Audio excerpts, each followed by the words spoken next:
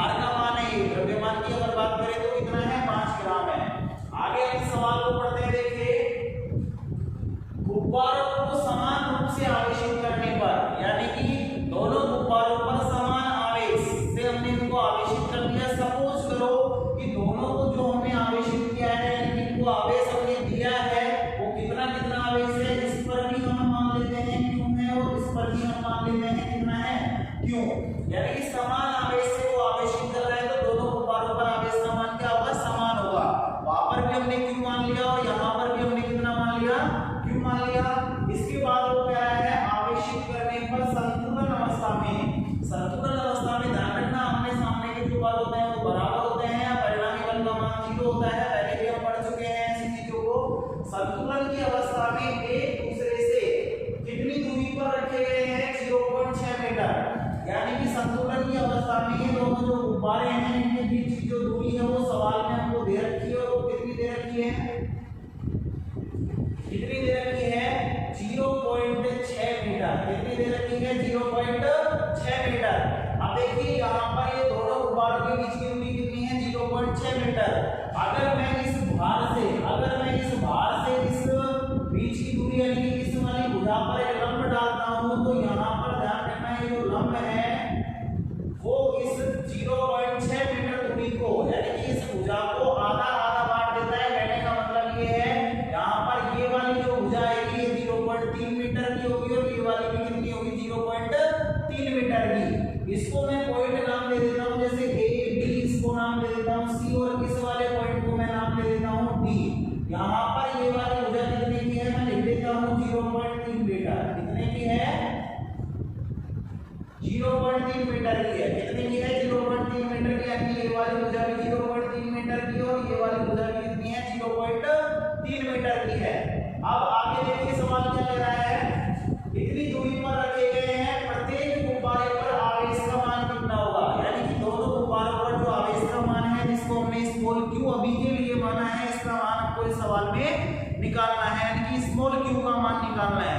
अब बात आती है स्मॉल क्यू यानी कि आवेश का मान किस तरीके से निकालेंगे, तो देखिए इसका मान निकालने के लिए बिल्कुल आसान तरीका है।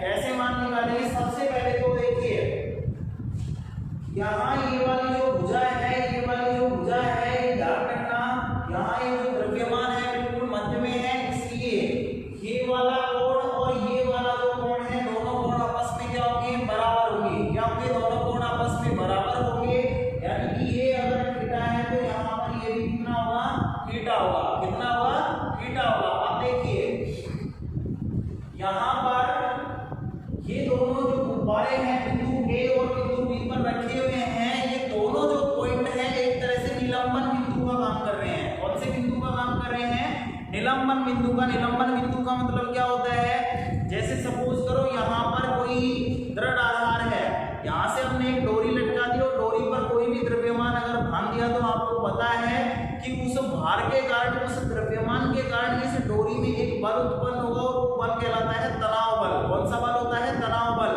अब वो जो डोरी के लिए निलंबन बिंदु का काम करता है ना, वो कहाँ करता है, जहां से डोरी बंधी हुई है, जहां से डोरी बंधी हुई है।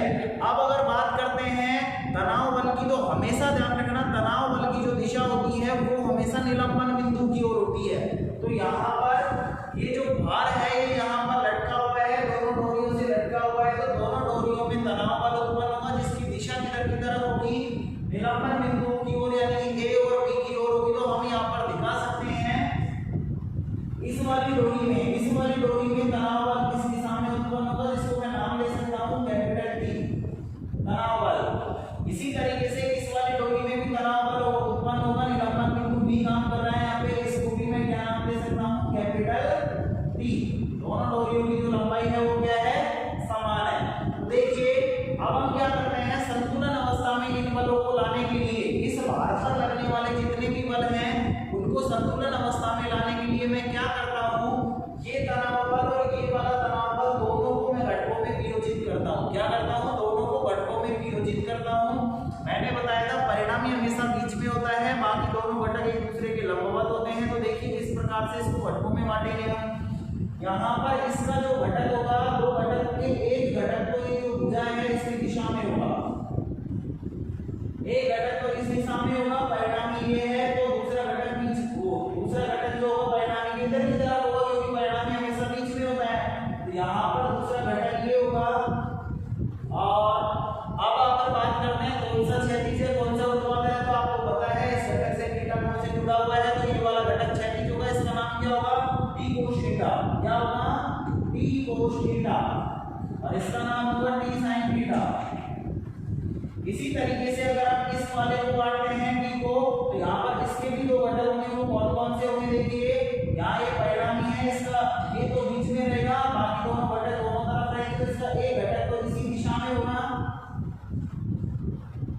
एक घटक तो इसी दिशा में होगा, जिसको मैं एक घटक तो इस दिशा में होगा, दूसरा घटक कौन सी दिशा में होगा, इस दिशा में। सी को थोड़ा सा मैं नीचे लिख देता हूँ, दूसरा घटक इस दिशा में होगा, दोनों घटकों के बीच में 90 डिग्री का कोण होना चाहिए, यानी कहने का मतलब दोनों एक दूसरे के लंबवत और परिणामी हमेशा बीच में रहता है। देखिए यहाँ पर दोनों घटकों में से कौन सा क्षैतिज होगा, तो आपको पता है ये वाला जो घटक है वो थीटा कोण से जुड़ा हुआ है, इसके कारण यहाँ पर ये वाला घटक क्या हो जाएगा, टी कोस थीटा, और ये क्या हो जाएगा, टी साइन थीटा। अब आपको पता है यहाँ पर टी साइन थीटा, ये वाला घटक और ये वाला घटक परिमाण में समान है, दिशा में विपरीत है, एक दूसरे को क्या कर देंगे, कैंसिल कर देंगे। क्या कर देंगे, एक दूसरे को कैंसिल कर देंगे। यहाँ पर ओनली कौन से घटक बचेंगे, दोनों घटक एक ही दिशा में होने के कारण आपस में क्या हो जाते हैं, जुड़ जाते हैं। कहने का मतलब ये है, अगर हम बिंदु सी पर संतुलन की अवस्था अगर लगाएं, बिंदु सी पर अगर संतुलन की अवस्था लगाएं, तो संतुलन की अवस्था में आपको पता है आमने सामने के जो बल होते हैं वो बराबर होते हैं, या फिर परिणामी बलों का योग 0 होता है, सदिश योग 0 होता है। तो यहाँ पर आमने सामने के बल यानी कि W का जो मान होगा वो किसके बराबर होगा, ऊपर की ओर लगने वाले सभी बलों के योग के बराबर। तो हम यहाँ लिखेंगे बिंदु सी पर संतुलन की अवस्था के लिए, संतुलन की अवस्था के लिए यहाँ पर क्या लिख सकते हैं, ऊपर की ओर लगने वाले सभी बल बराबर होंगे नीचे की ओर लगने वाले बल के। ऊपर की ओर कौन कौन से लग रहे हैं, टी कोस थीटा और टी कोस थीटा, दोनों को देखें तो कितना हो जाएगा, 2 टी कोस थीटा। नीचे की ओर भार है W, तो हम यहाँ पर लिख सकते हैं W बराबर, हम यहाँ लिख सकते हैं W बराबर क्या आएगा, 2t कोस थीटा। क्या आ जाएगा हमारे पास, यहाँ से अगर t का मान निकाल दें तो t बराबर हमारे पास क्या आएगा, W/2 कोस थीटा। क्या आ जाएगा, 2 को और कोस थीटा को हमने किधर की तरफ भेज दिया, नीचे की ओर भेज दिया। इसको मैं मान लेता हूँ समीकरण नंबर 1, यानी कि यहाँ पर t का मान हमारे पास आया है, formula W/2 cos theta. W यहाँ पे भार है, कोस थीटा का मान हमको पता नहीं है, इसलिए इसका मान हमको निकालना पड़ेगा। W का मान हमारे पास है, तो कोस थीटा का मान किस तरीके से निकालेंगे, देखिए समकोण त्रिभुज आपको इस चित्र में दिखाई दे रहा होगा। कौन सा समकोण त्रिभुज, दो दे रहे होंगे, या तो ADC या फिर BDC, दोनों समकोण त्रिभुजों में से कोई से भी त्रिभुज से आप कोस थीटा का मान निकाल सकते हो। देखिए हम यहाँ पर त्रिभुज लेते हैं ADC, समकोण त्रिभुज, समकोण त्रिभुज ADC में कोस थीटा बराबर आपको पता है आधार बटे क्या होता है, कर्ण होता है। क्या होता है, आधार बटे कर्ण होता है। आधार का मान आपको पता होना चाहिए, समकोण त्रिभुज में थीटा के सामने वाली भुजा लंब होती है, 90 के सामने वाली भुजा कर्ण होती है, और तीसरी भुजा कौन सी बचती है, आधार। तो यहाँ थीटा के सामने वाली भुजा लंब है और 90 डिग्री यहाँ पर बन रहा है, इसके सामने वाली भुजा ये कर्ण है, और ये क्या कहलाएगी, आधार कहलाएगी। क्या कहलाएगी हमारे पास, आधार। तो यहाँ पे फॉर्मूला है आधार बटे कर्ण, तो आधार का मान क्या है, CD। तो यहाँ हम लिखेंगे CD बटे कर्ण का मान कितना है, कर्ण का मान को सवाल में दे रखा है, कितना है, 1 मीटर है। तो यहाँ पर इसका मान हम क्या लिखेंगे, 1 लिखेंगे। क्या लिखेंगे, 1। अब बात आती है यहाँ पर कि CD का मान किस तरीके से निकालेंगे। CD का मान देखिए, कोस थीटा बराबर हमारे पास फॉर्मूला आया है CD। CD का मान क्या होगा, CD का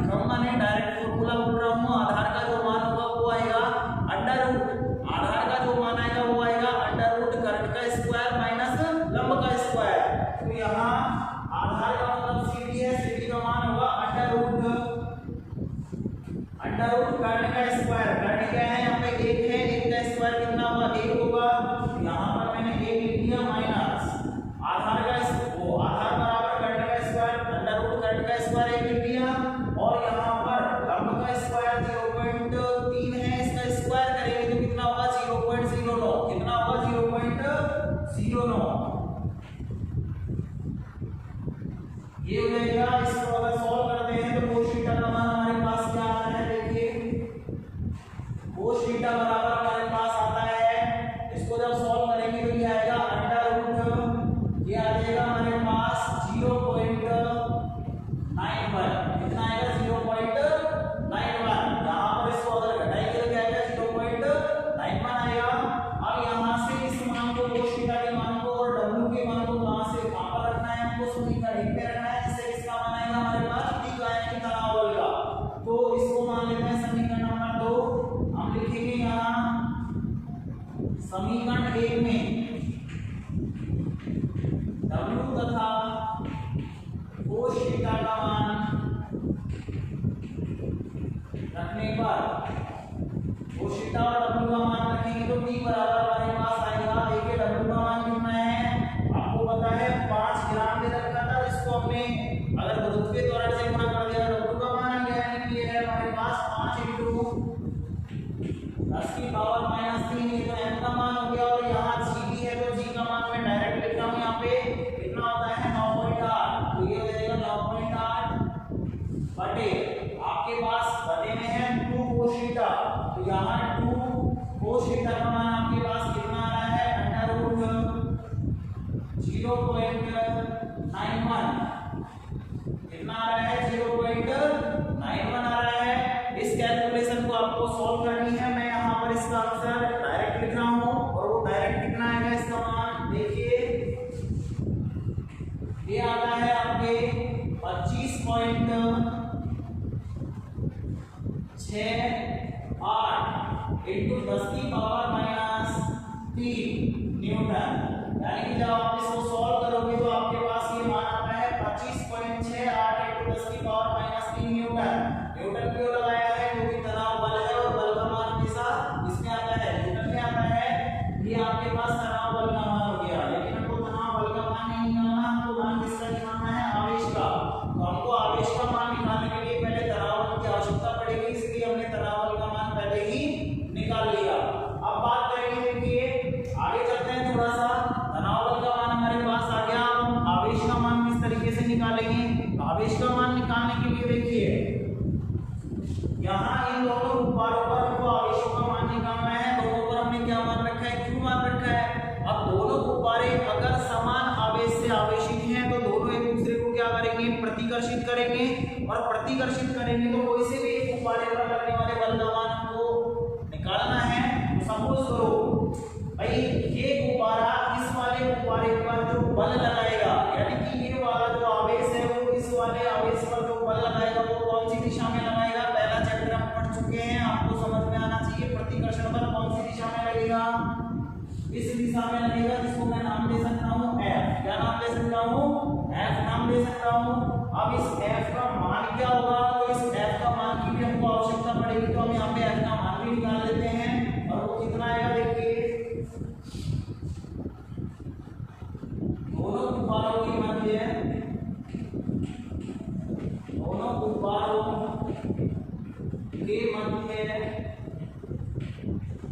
लगने वाला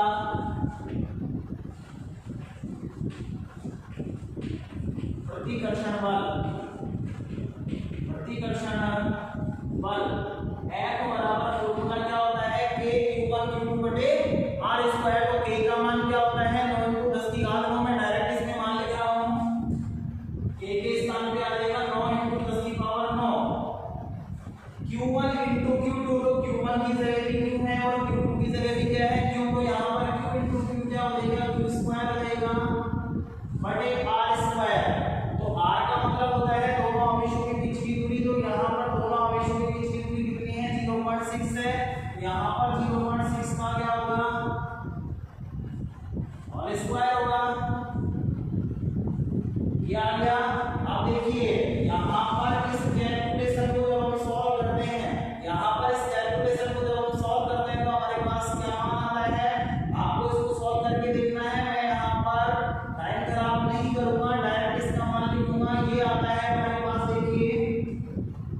f बराबर ये हमारे पास आता है f बराबर 2.5 इंटू 10 की पावर 10, 2.5 इंटू 10 की पावर 10 क्यूब स्क्वायर, क्या आता है क्यूब स्क्वायर। और दूसरी बात यहाँ पर ये जो मान है वो बल का है, इसके लिए हम यहाँ पर क्या लगा देते हैं न्यूटन, इसको मैं मान लेता हूँ। देखिए तनाव बल का मान आया था, इसके बाद हमने प्रतिकर्षण बल का मान निकाला है, प्रतिकर्षण बल का मान हमारे पास ये आ चुका है, इसको मैं मान लेता हूँ। देखिए यहाँ पर ये समीकरण 2 आया था, समीकरण इसको हम 3 मान लेते हैं, इसको हम समीकरण 4 मान लेते हैं। क्या मान लेते हैं समीकरण नंबर 4। तो ये हमारे पास बल का मान आ चुका है। अब हम आवेश का मान देखिए किस तरीके से निकालेंगे। हमको यहाँ पर जो मानों की आवश्यकता पड़ेगी आवेश का मान निकालने के लिए, उनको सबसे पहले हम याद कर रहे हैं। पहले हमने तनाव बल का मान निकाला, तनाव बल के बाद हमने यहाँ पर दोनों आवेशों के बीच में लगने वाला जो प्रतिकर्षण बल था उसका मान भी निकाल चुके हैं। अब हम देखिए क्या करते हैं, इस वाले गुब्बारे की अगर हम बात करें तो इस वाले गुब्बारे, ये वाला जो गुब्बारा है जो डोरी से बंधा हुआ है, तनाव बल कौन सी दिशा में लग रहा है, ऊपर की ओर लग रहा है, यानी किस दिशा में लग रहा है, निलंबन बिंदु की ओर। और निलंबन बिंदु की ओर अगर लग रहा है तो इस बल को अगर हम दिखाना चाहें तो किस तरीके से दिखा सकते हैं, ऊपर की ओर, यानी कि इसी दिशा में क्या लग रहा है तनाव बल, क्या लग रहा है तनाव बल लग रहा है। इस दिशा में क्या लग रहा है तनाव बल, और इस दिशा में कौन सा बल लग रहा है F लग रहा है। कौन सा बल लग रहा है F। अब देखिए यहाँ पर हम क्या करते हैं बिंदु A पर, बिंदु A पर हम क्या करते हैं, अगर मान लो इस पॉइंट से, अगर मान लो इस पॉइंट से इस वाले बल पर अगर हम एक लंब डालते हैं इस तरीके से, इस तरीके से अगर एक लंब डालते हैं तो यहाँ पर एक समकोण त्रिभुज बनता है। क्या बनता है, एक समकोण त्रिभुज बनता है, जिसको मैं नाम दे सकता हूँ, जैसे ए यहाँ दे रखा है, इसको सपोज करो M मान लो और इसको N मान सकते हैं। क्या मान सकते हैं N। अब एक चीज आपको पहले से पता होगी, अगर किसी भुजा का हमको सदिश दे रखा है, अगर आपसे पूछा गया है कि इस भुजा की लंबाई कितनी होगी, तो ध्यान रखना सदिश का जो परिमाण होता है वही उसकी लंबाई के बराबर होता है। कहने का मतलब ये है यहाँ पर ये वाला जो भुजा है इसका सदिश क्या है तनाव बल यानी कि T, इसका परिमाण क्या होगा T, यानी कि तनाव बल का परिमाण कैपिटल T होगा। इस वाली भुजा का जो परिमाण है यानी इसकी जो लंबाई है वो कितनी होगी F होगी, कितनी होगी F होगी। दोनों को अगर सदिश के रूप में लिखना है तो इनके ऊपर आप वेक्टर का चिन्ह लगा सकते हो। तो देखिए यहाँ पर हमको एक त्रिभुज प्राप्त हो गया। इस त्रिभुज में अगर मैं आपसे बात करता हूँ कि ये वाला कोण कितने का है, ये वाला, तो ये वाला कोण कितने का होगा, ये वाला कोण देखिए आपको पता होना चाहिए कि इस वाले कोण के साथ शीर्ष का बिंदु कोण बना रहा है, यानी कि इस वाले कोण के बराबर में क्या होगा ये वाला कोण होगा। और यहाँ ये वाला जो कोण है वो कितने का होगा, देखिए त्रिभुज के तीनों कोणों का योग 180 होता है। यहाँ ये वाला कोण थीटा है, ये वाला कोण 90 है, तो ये वाला कोण कितने का बचेगा, यहाँ मैं आपको सॉल्व करके बता देता हूँ। तीनों कोणों का योग कितना होगा 180 होगा। ये वाला कोण यानी कि थीटा प्लस ये वाला कोण यानी कि 90 प्लस ये वाला कोण यानी कि इसका मान आपको निकालना है x, बराबर में हम लिख सकते हैं 180। और यहाँ हमारे पास इस x का मान अगर निकालते हैं तो x का मान हमारे पास आएगा 90 माइनस थीटा। क्या आएगा हमारे पास x का मान 90 माइनस थीटा। तो यहाँ पर ये वाला जो कोण हमारे पास आता है ये कितना आएगा 90 माइनस थीटा, यानी कि ये वाला कोण 90 माइनस थीटा का आता है, इसलिए ये वाला कोण भी कितने का हुआ 90 माइनस थीटा। अब एक चीज ये ध्यान रखना, यहाँ पर अगर ये वाला कोण 90 माइनस थीटा है और ये वाला कोण आपको पता है कि एक तरह से लंब है, तो यहाँ पर ये तो 90 का है, ये क्या है, ये तो 90 का बन ही रहा है। अब यहाँ पर ये 90 माइनस थीटा का है, ये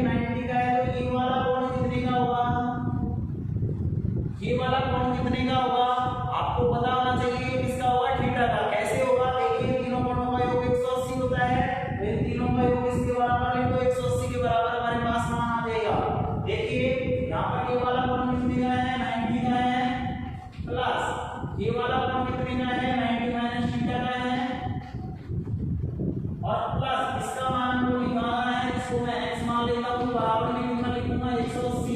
लेकिन 90 प्लस 90 180 होगा, 180 से 180 कैंसिल होगा, थीटा को जल्दी तरफ लाएंगे तो x बराबर क्या आएगा थीटा हमारे पास आ जाएगा। कहने का मतलब ये है कि ये वाला जो कोण है वो कितने का होगा थीटा का होगा। कितने का होगा थीटा का होगा।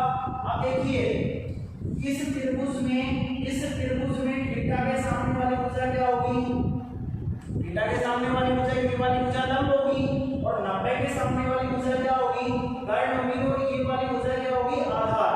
अब आपको पता है कर्ण का मान आपके पास है कैपिटल T यानी तनाव बल और यहाँ पर आधार का मान भी आपके पास है, सॉरी थीटा के सामने वाली भुजा लंब होती है, लंब का मान भी आपके पास है F। कितना है F।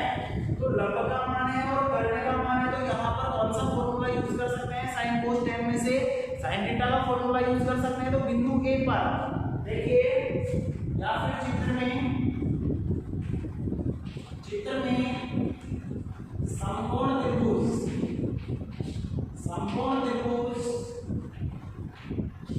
कौन सा है, इसको हमने नाम दे रखा है AMN।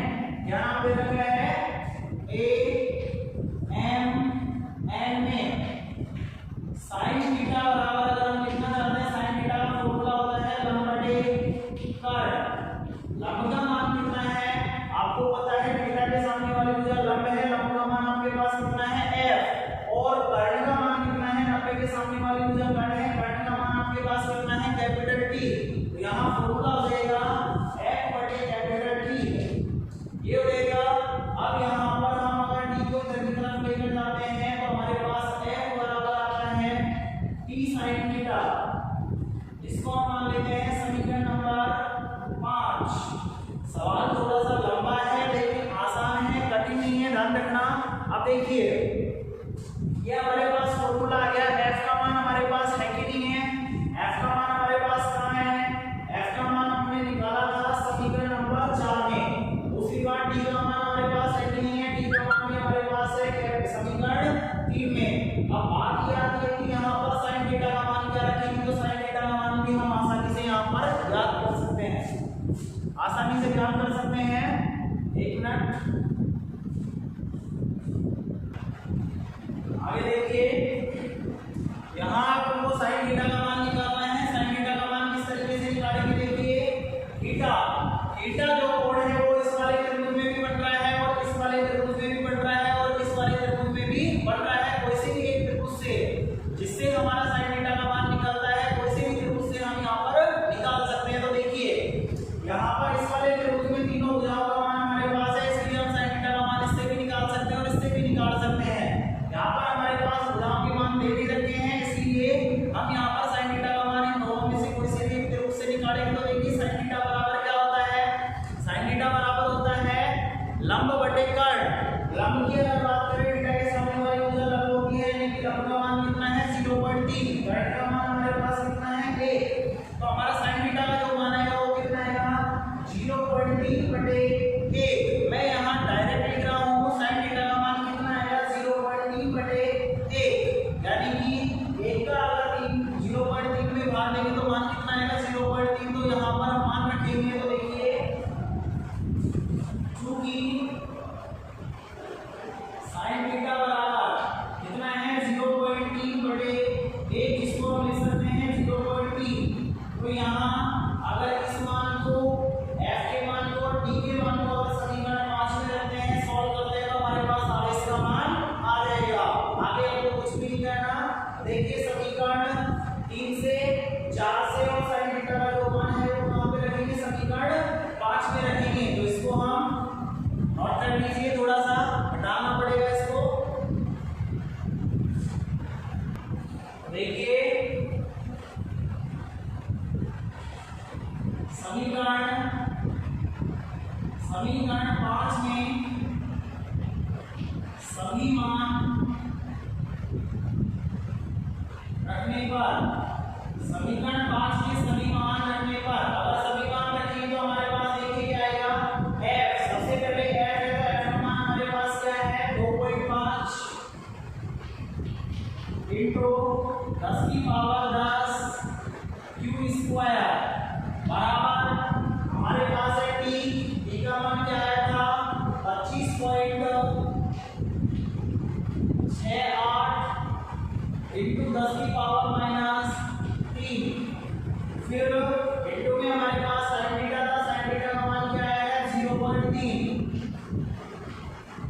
अब हमको यहाँ से Q का मान निकालना है। Q स्क्वायर का अगर मान निकालेंगे ये नीचे आएगा और से गुणा होंगे तो Q स्क्वायर बराबर हमारे पास आ जाएगा 25.68 इंटू 10 की पावर -3 इंटू 0.3 बटे हमारे पास आ रहा है 2.5 इंटू 10 की पावर 10।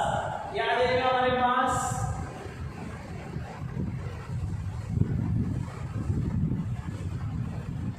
अब देखिए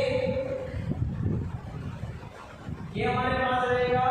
अब जब स्क्वायर उठाएंगे तो ऊपर क्या आएगा? अंडर रूट आएगा। तो यहाँ इसको लिखा जा सकता है Q बराबर अंडर रूट 25.68 इंटू 10 की पावर -3 इंटू 0.3 बटे 2.5 इंटू 10 की पावर 10। इस कैलकुलेशन को आपको सॉल्व करना है। मैं यहाँ पर डायरेक्ट लिख रहा हूँ इसका आंसर। यहाँ पर जब इसको सॉल्व किया जाता है तो ये हमारे पास आएगा 0.55 इंटू 10 की पावर -6। कितना आएगा? 0.55 इंटू 10 की पावर -6 कूलम आता है। यहाँ 10 की पावर -6 कूलम को हम माइक्रो कूलम भी लिख सकते हैं। तो इसका जो मान आएगा हमारे पास आ जाएगा 0.55 माइक्रो कूलम। ये आपका सवाल यहाँ पर सॉल्व होता है। ये आपका आंसर है। इसको ध्यान से, अगर किसी के कोई बात समझ में नहीं आती है तो वीडियो को बार-बार देखें और फिर भी अगर समझ में नहीं आती है तो आप कमेंट पे लिखकर पूछ सकते हो। इसको नोट कर लीजिए।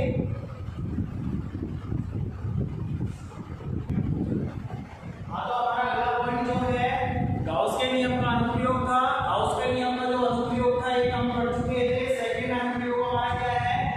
अनंत विस्तार की, यानी कि अनंत विस्तार की इसकी लंबाई और चौड़ाई जो है वो कितनी है? अनंत है, कितनी भी हो सकती है। अनंत विस्तार की सम आवेशित, यानी कि इसको हमको समान रूप से आवेशित करना है। चाहे धनावेशित कर दो चाहे ऋणावेशित कर दो। समावेशित अचालक, अचालक है, ठीक है। अचालक परत या फिर सीट या फिर पट्टिका या फिर चादर, तो इसका भी अगर एग्जाम में नाम आता है। चारों का मतलब क्या है? एक ही है। चारों का मतलब एक ही है। चादर के कारण बिंदु क्षेत्र की तीव्रता, कहने का मतलब ये है अनंत विस्तार की एक परत है, यानी कि पृष्ठ है या फिर सीट है या फिर चादर है, जिसको हमने समान रूप से आवेशित किया है। समान रूप से आवेशित करने का मतलब है कि उसके पृष्ठ पर क्या फैला हुआ रहेगा? समान रूप से आवेश फैला हुआ रहेगा।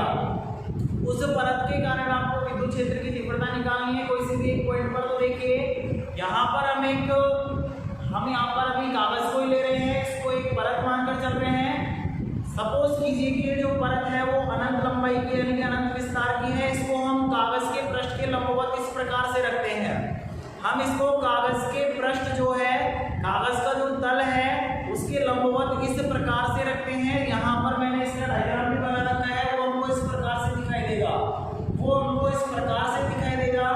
अब इसको हमको क्या करना है? सम आवेशित करना है। यहाँ पर सम आवेशित का मतलब है इसके पृष्ठ पर समान रूप से क्या फैला दो? आवेश फैला दो। तो यहाँ पर हम इसको धनावेशित कर देते हैं।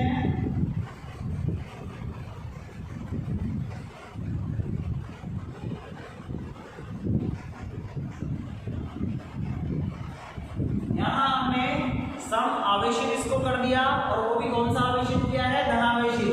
अब हमको इस परत के कारण ध्यान रखना, यहाँ अचालक परत है और परत का मतलब एक तरह से परत होती है। परत पर अगर हम आवेश देंगे तो आपको पता है आवेश कहाँ फैलेगा? उसके पृष्ठ पर ही फैलेगा। और पृष्ठ पर जब आवेश फैलता है तो वहां पर कौन सा आवेश घनत्व काम में आता है? पृष्ठ आवेश घनत्व। कौन सा आवेश घनत्व काम में आता है? पृष्ठ आवेश घनत्व काम में आता है। तो यहाँ जो हमने एक समान रूप से आवेशित ये परत ली है, धनावेशित जो परत ली है, इसका पृष्ठ आवेश घनत्व हम क्या मान लेते हैं? सिग्मा। क्या मान लेते हैं? सिग्मा। यहाँ पर इसका पृष्ठ आवेश घनत्व कितना है? सिग्मा है, ठीक है। अब यहाँ परत कागज के तल के लंबवत इस प्रकार से रखी हुई है। अब हमको इसके कारण क्या करना है? विद्युत क्षेत्र की तीव्रता का मान ज्ञात करना है। इसके लिए मैं आपको बता देता हूँ, यहाँ पर जैसे ये परत है, इसके दोनों पृष्ठों पर, यानी कि इस वाले पृष्ठ पर और इस वाले पृष्ठ पर कौन सा आवेश फैला हुआ है? धनावेश। और आपको पता है धनावेश के कारण विद्युत क्षेत्र की तीव्रता जो होती है वो प्लस आवेश से क्या होती है, दूर होती है। ध्यान रखना इस परत पर धनावेश होने के कारण इसके आसपास प्रत्येक पॉइंट पर या फिर इस परत के इस पृष्ठ के किसी भी बिंदु पर अगर विद्युत क्षेत्र की तीव्रता की दिशा की अगर हम बात करते हैं तो ध्यान रखना वो पृष्ठ के लंबवत क्या होगी, दूर की ओर होगी। पृष्ठ के लंबवत क्या होगी, दूर की ओर, यानी कि ये जो परत है इसके लंबवत दूर की ओर होगी। अगर इधर की तरफ अगर कोई पॉइंट हम लेते हैं इधर की तरफ, तो यहाँ इधर की तरफ भी परत के लंबवत और इधर की तरफ होगी दूर की तरफ, यानी कि इधर की अगर बात करेंगे तो इधर की तरफ विद्युत क्षेत्र की तीव्रता की दिशा हो जाएगी, और इधर की तरफ की अगर हम बात करेंगे तो विद्युत क्षेत्र की तीव्रता की दिशा इधर की तरफ हो जाएगी। तो यहाँ पर हम क्या करते हैं, इस परत के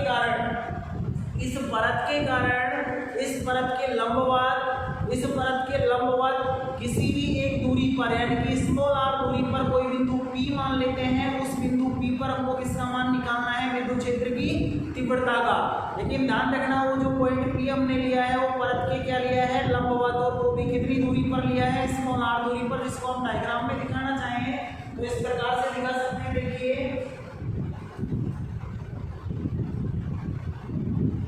यहाँ से स्मॉल r दूरी पर ये बिंदु P लिया है, इस बिंदु P पर हमको किसका मान निकालना है, विद्युत क्षेत्र की तीव्रता का। ध्यान रखना पृष्ठ के या परत के हमने क्या लिया है, लंबवत एक बिंदु P लिया है जिस पर विद्युत क्षेत्र की तीव्रता का मान हमको निकालना है। अब देखिए इस बिंदु पर विद्युत क्षेत्र की तीव्रता का मान निकालने के लिए क्या करेंगे, आपको पता है गाउस के नियम का उपयोग पढ़ रहे हैं, इसलिए गाउस का नियम यूज करना है। और गाउस का नियम हम तभी यूज कर सकते हैं जब यहाँ पर गाउसियन पृष्ठ को, और गाउसियन पृष्ठ का मतलब होता है बंद आकृति, तो बंद आकृति यहाँ पर है नहीं, तो हमको यहाँ पर काल्पनिक पृष्ठ की क्या करनी पड़ेगी, कल्पना करनी पड़ेगी। लेकिन पहले हम जो काम हमने अभी तक किया है उसको हम यहाँ पर लिख देते हैं। अगर आप इस चीज को लिखते नहीं हो तो ध्यान रखना आपको पूरे नंबर नहीं मिलेंगे, इसलिए आपको सारी बातें यहाँ पर क्या करनी है, लिखनी है। हम यहाँ पर लिखते हैं माना एक अनंत विस्तार की समावेशित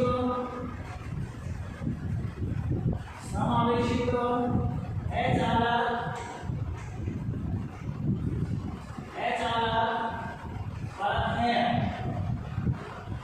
जिसका पृष्ठ आवेश घनत्व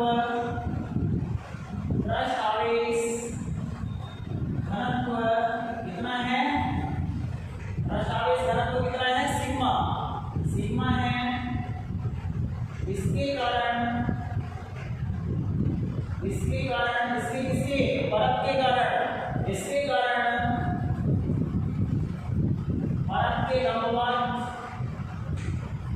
परत के लंबवत स्मॉल r दूरी पर स्थित बिंदु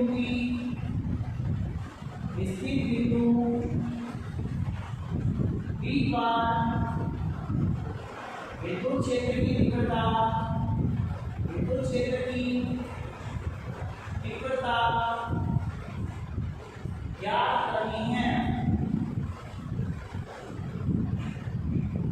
विद्युत क्षेत्र की तीव्रता ज्ञात करनी है, और इसके लिए क्या करना है, जो काम हमने फर्स्ट अनुप्रयोग में किए थे वो सारे काम हमको करने हैं। सबसे पहले गाउसियन पृष्ठ बनाया था, उसके बाद फिर हमने गाउसियन पृष्ठ के लिए कुल विद्युत फ्लक्स का मान निकाला था। विद्युत फ्लक्स का मान निकालने के बाद हमने कुल आवेश का मान निकाला था, और कुल आवेश का मान निकालने के बाद उन दोनों मानों को हमने गाउस के नियम में रख दिया था। सेम काम हम यहाँ पर करने वाले हैं, हमारे पास विद्युत क्षेत्र की तीव्रता का मान आ जाएगा। तो देखिए यहाँ पर बिंदु P पर विद्युत क्षेत्र की तीव्रता निकालने के लिए हम क्या करते हैं, एक बेलनाकार गाउसियन पृष्ठ की कल्पना करते हैं। बेलनाकार गाउसियन पृष्ठ की कल्पना करते हैं, और वो भी इस प्रकार करते हैं कि बिंदु P उसके वृत्ताकार पृष्ठ पर स्थित होता है, और उस बेलनाकार गाउसियन पृष्ठ की जो लंबाई है वो कितनी होती है, 2r। कितनी होती है, 2r होती है। यानी कहने का मतलब ये है वो इस प्रकार होता है कि जो शीट होती है वो उस बेलनाकार गाउसियन पृष्ठ को बराबर विभाजित। विभाजित का मतलब ये है जैसे ये हमारी सीट है, आधा बेलन यानी कि आर लंबाई का बेलन इधर की तरफ होगा, आर लंबाई का बेलन इधर की तरफ होगा, तो टोटल जो लंबाई होगी वो कितनी होगी 2r होगी। कितनी होगी 2r, और जो बिंदु P है वो इसके वृत्ताकार पृष्ठ यानी कि इस वाले पृष्ठ पर स्थित होगा। तो यहाँ हम डायग्राम में इसको बना देते हैं।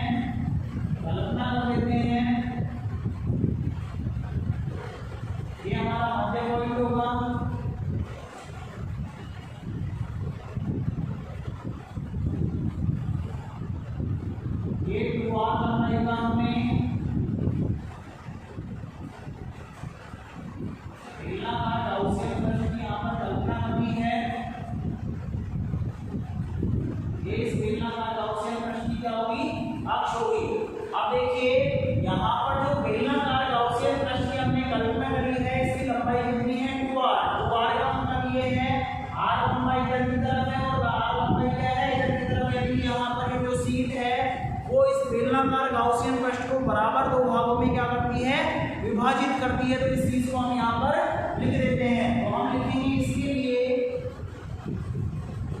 इसके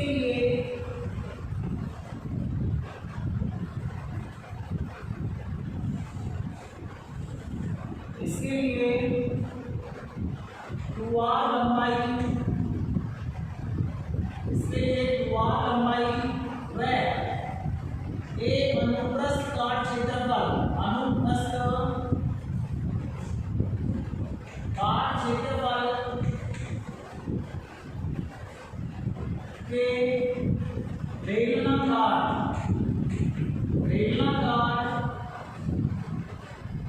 गॉसियन पृष्ठ। गॉसियन पृष्ठ का मतलब होता है बद्ध पृष्ठ। गॉसियन पृष्ठ की कल्पना करते हैं। बिंदु P इसके वृत्ताकार पृष्ठ पर स्थित है तथा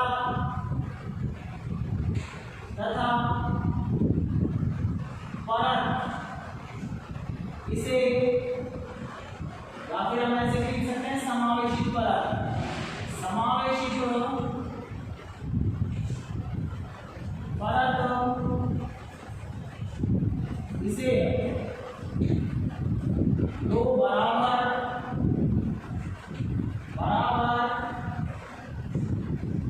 भागों में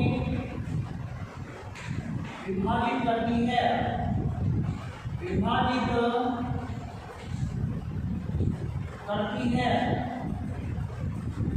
अब देखिए यहाँ पर जो काम हमने किया है उसको हमने यहाँ पर लिख भी दिया है। अब क्या करेंगे, बेलनाकार गॉसियन पृष्ठ की कल्पना करने के बाद आपको पता है सेकंड काम क्या करना है।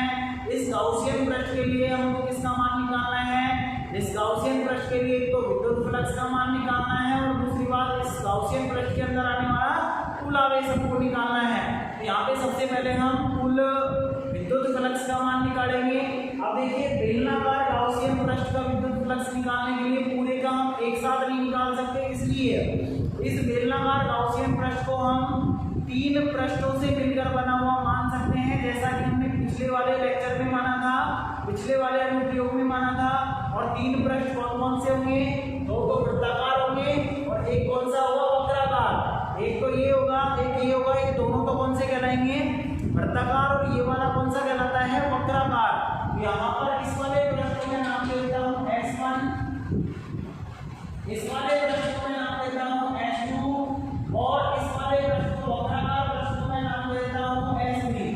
तीनों पृष्ठों के लिए हमको इसकी आवश्यकता पड़ेगी थीटा की, क्योंकि विद्युत फ्लक्स का फॉर्मूला आपको पता है, समाकलन ई सदिश डॉट डी ए सदिश होता है, डॉट डॉट रहेंगे cos थीटा आएगा, तो थीटा का मान क्या होता है, थीटा यहाँ पे ई सदिश और डी ए सदिश के मध्य का कोण होता है, तो कोण हम यहाँ पे पहले ही निकाल लेते हैं, जिसके कारण हमको बाद में लिखने में आसानी होगी। देखिए S1 प्रश्न के लिए अगर बात करते हैं, मैंने आपको बताया था सीट आपकी समावेशित इस प्रकार से रखी हुई है, इधर की तरफ अगर विद्युत क्षेत्र की तीव्रता की बात करेंगे तो पृष्ठ के लंबवत दूर की ओर होगी, इधर की तरफ अगर बात करेंगे तो पृष्ठ के लंबवत दूर की ओर इधर की तरफ होगी। ठीक है, अब यहाँ पर S1 की अगर बात करते हैं, अगर इस पृष्ठ की बात करते हैं, इस पृष्ठ पर छोटा सा अल्पांश हम ले लेते हैं, इस अल्पांश क्षेत्रफल को हम क्या मान लेते हैं, dA, क्या मान लेते हैं, dA मान लेते हैं, और dA की जो दिशा होगी वो आपको पता है पृष्ठ के लंबवत। अब पृष्ठ यहाँ पर इस ये वाला है, पृष्ठ के लंबवत किधर की तरफ होगा, इधर। अगर इस वाले पृष्ठ की बात करेंगे, पृष्ठ के लंबवत क्षेत्रफल की दिशा इधर की तरफ होगी। अगर यहाँ इस वाले पृष्ठ की बात करेंगे, ऊपर अगर बात करते हैं ऊपर की ओर हो जाएगी लंबवत, नीचे को बात करते हैं तो नीचे की तरफ हो जाएगी, इधर की तरफ अगर बात करेंगे तो इधर की तरफ हो जाएगी पृष्ठ के लंबवत। और यहाँ पर S1 पृष्ठ के लिए इस अल्पांश की बात करते हैं, dA की जो दिशा होगी वो क्या होगी, dA की जो दिशा होगी वो हमारे पृष्ठ के लंबवत इस दिशा में होगी, dA सदिश। और विद्युत क्षेत्र की तीव्रता आपको पता है, सीट ऐसे रखी हुई है, पृष्ठ के लंबवत किधर की तरफ होगी, क्षेत्रफल की दिशा में ही। तो यहाँ विद्युत क्षेत्र की तीव्रता की दिशा भी निकाल सकते हैं, यानी कि S1 पृष्ठ के लिए थीटा का जो मान होगा वो क्या होगा, 0 डिग्री होगा। अब बात करते हैं S2 के लिए, तो S2 में आपको पता है पृष्ठ के लंबवत क्षेत्रफल यानी इधर की तरफ होगा, इधर की तरफ होगा।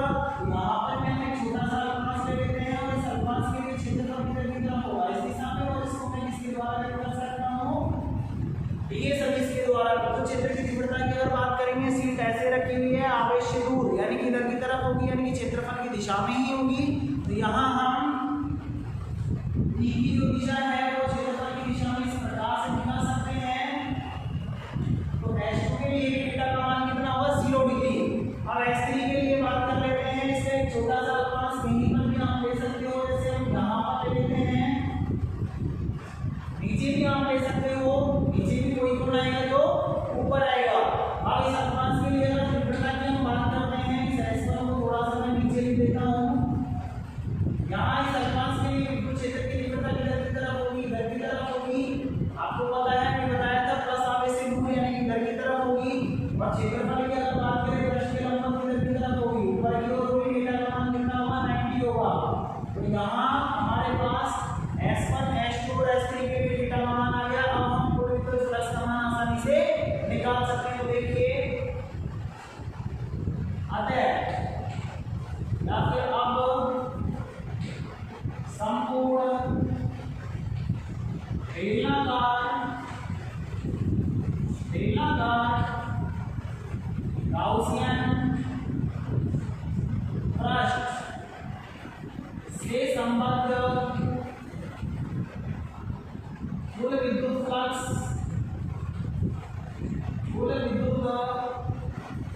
फ्लक्स फाई बराबर हमारे पास क्या होगा, फाई बराबर हम क्या लिख सकते हैं, पहले पृष्ठ के लिए प्लस दूसरे पृष्ठ के लिए प्लस तीसरे पृष्ठ के लिए, तीनों का योग बराबर होगा किसके, पूरे गाउसियन पृष्ठ के। और एक चीज ये ध्यान रखना, अगर तीनों का एक ही समाकलन में लिखते हो तो बंद पृष्ठ का चिन्ह आएगा, यानी कि वृत्त का चिन्ह आएगा समाकलन के अंदर। अगर तीनों पृष्ठों के लिए आप अलग अलग तोड़कर लिखते हो तो वहां बंद पृष्ठ का यानी कि वृत्त का चिन्ह नहीं आएगा, क्योंकि तीनों पृष्ठों को जब हम अलग अलग कर देते हैं तो वहां तीनों पृष्ठ आपस में बंद पृष्ठ नहीं होंगे। तो यहाँ सबसे पहले मैं S1 पृष्ठ के लिए विद्युत फ्लक्स लिखता हूँ।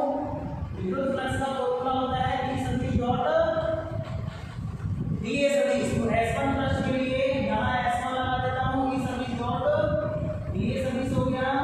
सेकंड पृष्ठ के लिए S2 E सदिश डॉट dA सदिश, और तीसरे पृष्ठ के लिए S3 E सदिश डॉट dA सदिश। अब देखिए यहाँ पर S1 पृष्ठ के लिए, चूंकि S1 पृष्ठ के लिए थीटा बराबर कितना है, S1 के लिए थीटा बराबर 0 डिग्री और S2 के लिए भी कितना है, 0 डिग्री। तो हम यहाँ पर लिखेंगे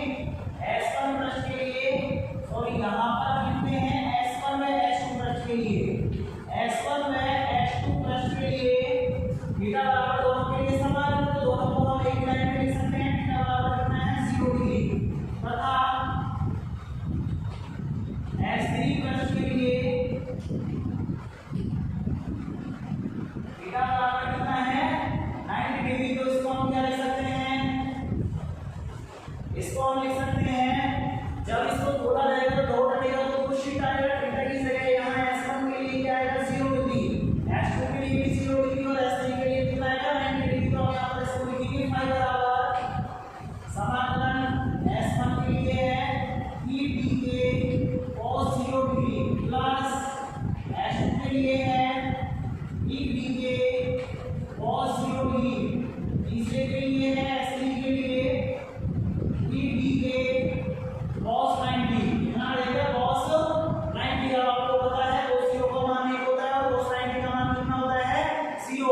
तो यहाँ पर ये वाला जो मान है जो क्या हो जाएगा 0 देगा और ये हमारे पास ये बचेगा और ये बचेगा। इन दोनों को हम लिख देते हैं S1 के लिए d into dA और 0 का मान कितना होता है 1 को इसका मान लिख दिया।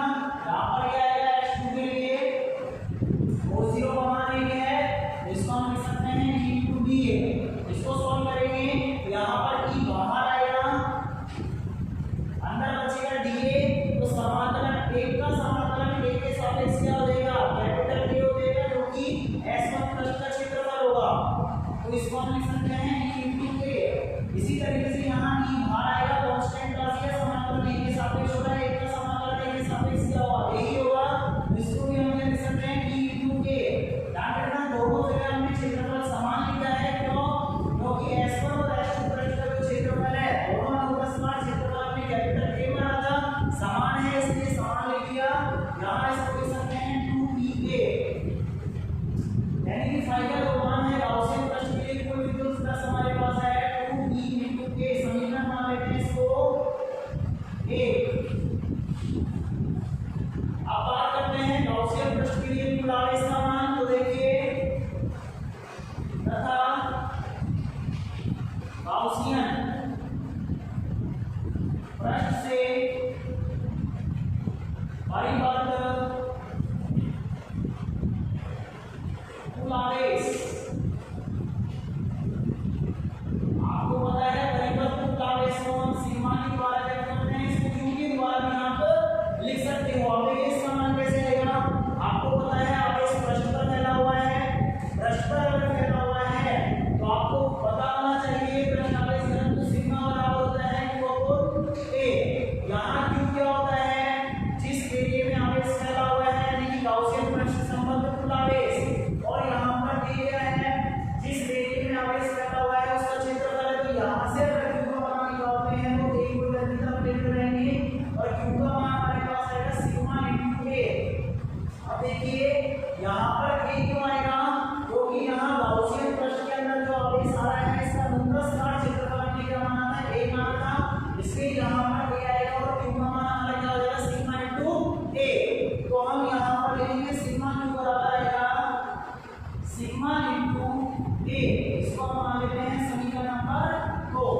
दोनों मान हमारे पास आ चुके हैं कौन से नियम से गाउस के नियम से। गाउस के नियम में दोनों को रख दो गाउस के नियम से। गाउस के नियम से क्या होता है गाउस का नियम फाई बराबर सिग्मा q बटे एप्सिलॉन नॉट। समीकरण 1 के 2 से मान रखने पर समीकरण 1 के 2 से मान रखने पर अगर मान रखेंगे फाई का मान क्या है 2p into a।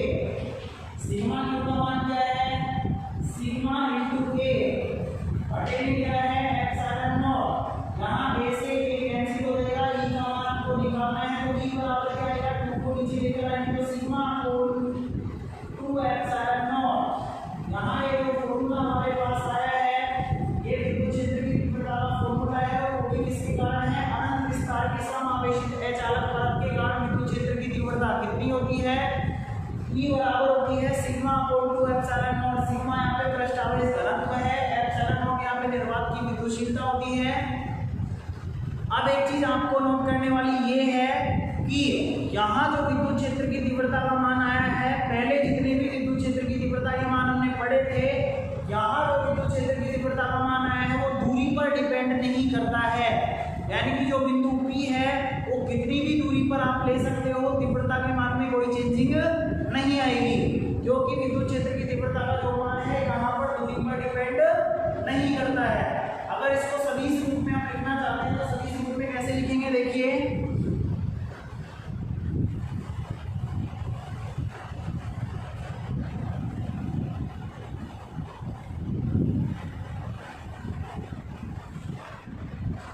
देखिए इसको सदिश रूप में कैसे लिखेंगे